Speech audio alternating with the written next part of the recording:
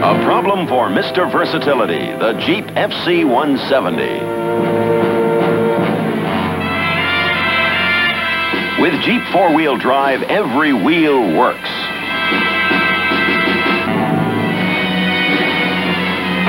And how it works.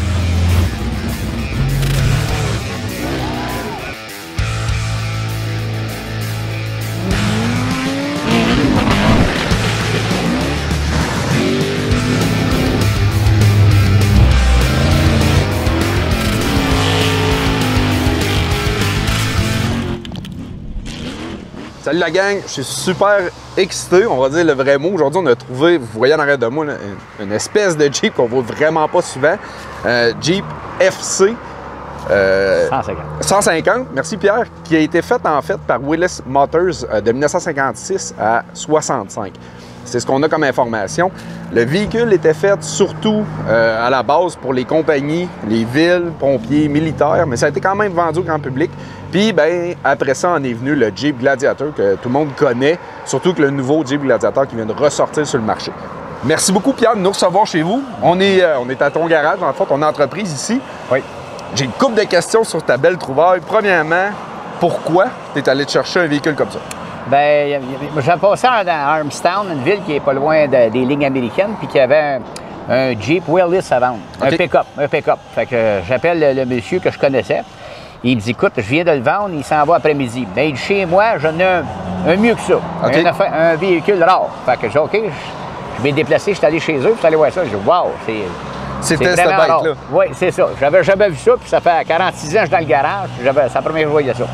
J'ai des amis qui ont eu un véhicule de même pour nettoyer des cours de garage. Ils posaient une pelle en avant neige, puis ils nettoyaient les cours parce qu'il n'y avait pas beaucoup de 4x4 dans ces grosseurs-là dans le temps. Fait que c'est ça. Fait que j'ai fait l'acquisition de ça, mais il était vraiment un épave. Oui, c'est ça, je me demandais là, dans quel état, parce qu'on parle des années 50 quand même comme véhicule. Ouais. C'était-tu tout pourri? Parce que les pièces là-dessus, c'est difficile à trouver. Même. Oui, c'est ça. Fait qu'il était vraiment écrasé. La suspension arrière, les springs virés à l'envers, cassés, très, très rouillés partout, mais complet. Vraiment, il était complet. Les fits étaient toutes là, le pare-choc, la tailgate en arrière, les roues, même la roue de secours était là, les cresses, les poignées. Ça, c'est très rare. Là. Oh, il était vraiment complet. Moi, j'ai eu un Inter 1951, puis trouver les pièces là-dedans, c'est un cauchemar total. C'est très difficile. Fait que c'est une pépite d'or que tu as trouvée, dans le fond. Ouais. Puis qu'est-ce que tu as dû faire, dans le fond, pour le mettre comme il est là aujourd'hui? Bien, c'est un carrossier qui a travaillé pas mal sur le véhicule, refaire peut-être les bas de porte, en arrière, les pare-chocs, les fonds de boîte, peinturer l'intérieur, l'extérieur. J'ai fait le rembourrage des sièges, mais la mécanique n'est pas en condition de rouler sur le chemin. Okay. Sauf que l'esthétique est refaite. Oui, côté esthétique, c'est superbe. Là, tu me dis que la mécanique, ça, tu m'en avais parlé. Est-ce que c'est de quoi dans le futur que tu vas peut-être faire?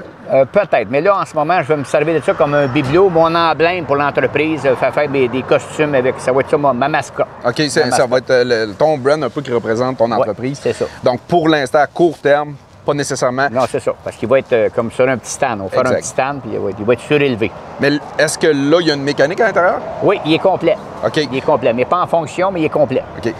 Est-ce que tu as des choses, ben moi je le sens en fait, il y a des choses qui t'ont surpris un peu, même si ça fait des années que tu travailles en mécanique, que tu as vu un peu différentes de ce qu'on voit aujourd'hui? Oui. Le différentiel arrière, il est décentré. Le cochon est complètement sur un côté. D'habitude, c'est rare, c'est tout le temps centré. C'est en avant, on voit ça souvent, le cochon décentré, mais en arrière, c'est rare.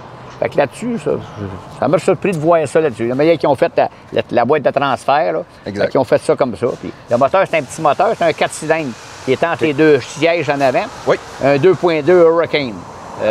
C'est sûrement pas très puissant comme moteur, mais c'est à l'époque. à l'époque. Exact. Prise d'air aussi, on voit que la grille d'air est là, puis ça communique, je crois. C'est ça. Ça passe bord en bord du véhicule, puis ça sort dans la boîte. Il y a une autre prise d'air dans la boîte pour refroidir le moteur. OK. C'était ça qui est. D'un côté à l'autre. Oui, c'est ça. Bon, bien, Pierre, merci beaucoup d'en répondre aux questions. Si jamais vous passez dans le coin de Sainte-Martine, garage de la Plante, vous n'avez pas le choix d'arrêter, venez voir ça.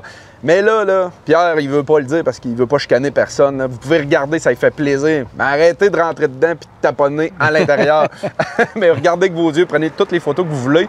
Puis ça va faire plaisir à toute la gang ici. Fait que la gang, j'espère que vous avez aimé. Un petit like, un partage, on se revoit très prochainement.